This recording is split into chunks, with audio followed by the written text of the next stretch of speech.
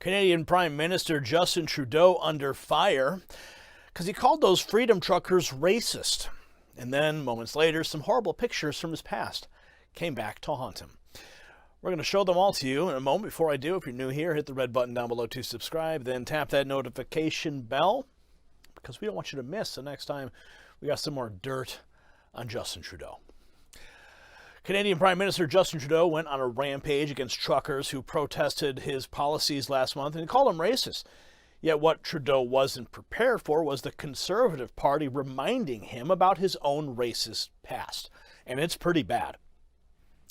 Let's go to the Gateway pundit. Jim Hoft reports that on Monday, shameless Canadian Prime Minister and hoser Justin Trudeau smeared the tens of thousands of Canadian truckers and their supporters who were protesting his tyrannical virus policies.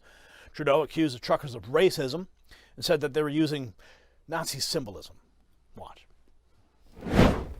I have attended protests and rallies in the past when I agreed with the goals, when I supported the people expressing their concerns and their issues. Black Lives Matter is an excellent example of that.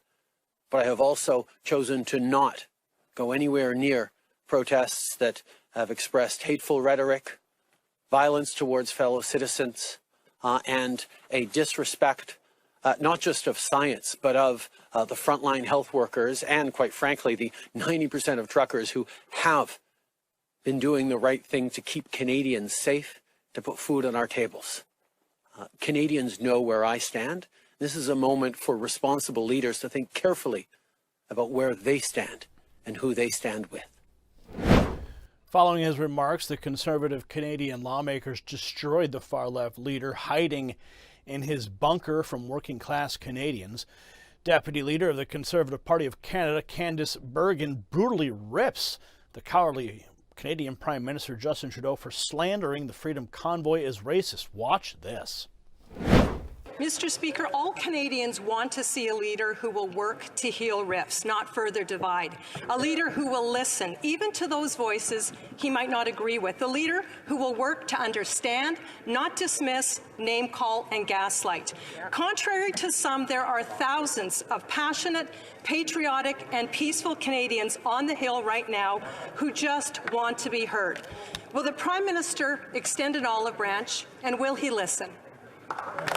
The Honourable Minister for Public Safety. Mr. Speaker, I think we all support free speech in this House, but there's a big difference between free speech and inciting hatred, inciting violence, desecrating war memorials, Mr. Speaker. And I would hope my honourable colleague would denounce that in the clearest terms, Mr. Speaker. Those radical leaders are not really interested in free speech because they want to pretend as though vaccines don't work. On this side of the House, we know vaccines work. That's the gateway to freedom, and this government will do everything that we can to get there. Thank you, Mr. Speaker. Member for Portage Lisker. Of course, we all condemn hateful and destructive acts by a few at any protest. Whether it's beheading the statue of Queen Victoria in Manitoba, tearing down the statue of Sir John A. in Montreal, or putting flags on Terry Fox, whether it's burning churches, whether it's wearing blackface, whether it's Hezbollah flags or Nazi flags, we all condemn it. But I'm not talking about that, Mr. Speaker. You might want to stay down. You might want to stay down.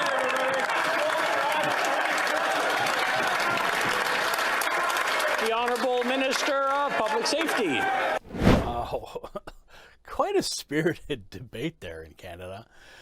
Conservative lawmaker Pierre Poilievre then argued it's not fair to call the Liberals racist just because Justin Trudeau does blackface. Well, the problem is they've shown no respect for the people. This country right now is like a raw nerve, and the Prime Minister is jumping up and down on it again and again with his inflammatory rhetoric. We're talking about people who have 14-year-old kids that are suicidal after 2 years of lockdowns. I just spoke to a waitress whose business was wiped out by lockdowns. I'm talking to truckers who've been serving food on our plates throughout this, and these are the very people, honest, hardworking, shirt off your back type of people that that this Prime Minister keeps attacking. Mr. Speaker, I was out at an overpass as the truckers went by, and what I saw were cheerful, patriotic, optimistic Canadians who want their freedom back and want their livelihoods back. And they're standing up for their fellow Canadians, the 60% of families who fear they can't feed themselves. The 28-year-old kid living in mom's basement because he can't afford a home. The small businessman wiped out by endless lockdowns by incompetent politicians. These are the people that are standing up and fighting for their livelihoods and their freedom. Why won't the government finally stand with them? Yeah, why won't they, huh? Well, because maybe the government is racist itself. I mean, these pictures here, Justin Trudeau in blackface, coming back to haunt him. Now, of course, it's wrong. It is wrong for Trudeau to casually call people racist when they simply disagree with his policies. This kind of nonsense actually diminishes real racism when it happens. One thing we've learned about blackface, which is highly offensive, is the left can get away with it with little to no consequences. Ralph Northam, Jimmy Kimmel, Jimmy Fallon, Ted Danson, Tom Hanks, Joy Behar have all done blackface, and nothing has happened to them. Why is that? Why the double standard? Comment below. We'll see you at the next report for the Next News Network. I'm Gary Franchi. Thank you for watching that report. Let's talk about that new report. It states that current heating costs for the average family, they're soaring. The U.S. Energy Information Administration says that 2021-2022 energy prices are at multi-year highs. For example, those who use gas for heat can expect to see a 30% increase in their bills and even a 40% increase for electricity. That's why I highly recommend Americans get a mini heater for their household, like this one right here.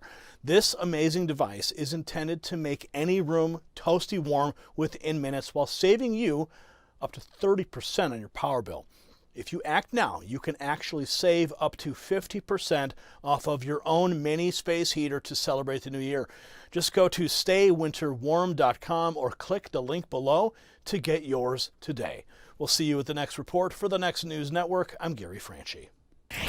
You possess the power to impact the global narrative. Please share this report, and to get more videos like this, become a Next News subscriber by clicking the link below. Thank you for watching the Next News Network.